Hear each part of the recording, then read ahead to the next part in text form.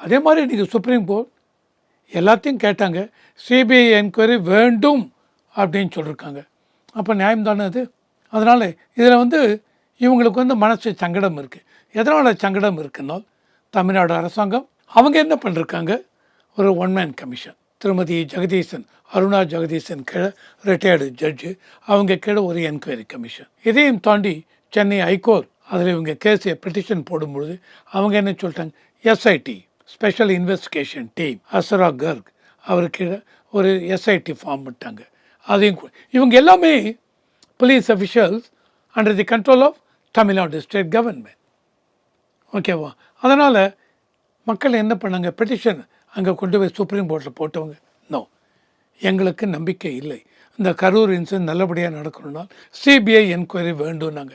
Supreme கோர்ட்டும் அலசி ஆராய்ந்து இவங்கக்கிட்ட எல்லாத்தையும் பேசி தமிழர் வெற்றி கழகம் இவங்களுடைய அட்வொகேட் கோபால் பாலசுப்ரமணியன், அரிமா சுந்தரம், அப்புறம் ராகவாச்சாரி என்னமோ இவங்க, அப்புறம் அவங்க சைடில் இவங்க 2 பேரும் ஆர்கியூமெண்ட் இவங்களுடைய இதெல்லாம் சொல்கிறாங்க.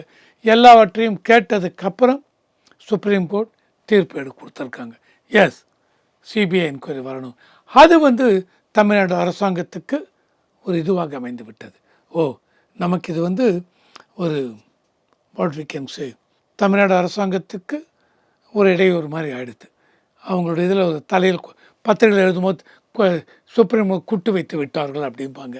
ஸோ இதனால் இவங்க என்ன பண்ண, நேற்று மறுபடியும் என்ன படித்தேன் அப்படின்னா, 2-3 இவங்க பெட்டிஷன் மனுதாரர்கள் எங்களுக்கு தெரியாமல் எங்களை ஒன்றுமே சொல்லாமல் எங்களை மிரட்டி கையெழுத்து வாங்கினாங்க அப்படி இப்படின்னு. அதில் அந்த இறந்து போன பையன், அவனுடைய அப்பா பன்னீர்செல்வம், அவர் தான் சுப்ரீம் கோர்ட்டில் ஃபைல் பண்ணார் சிபிஐ என்கொயரி வேணும்னு.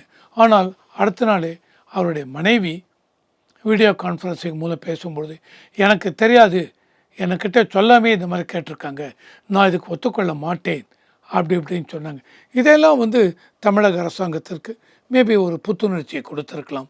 அதனால்தான் தமிழக அரசாங்கம் அப்பீலுக்கு போகலாம் என்ற எண்ணம் இருக்கிறது அப்படின்னு ஒரு நியூஸ் அடிபடுறது.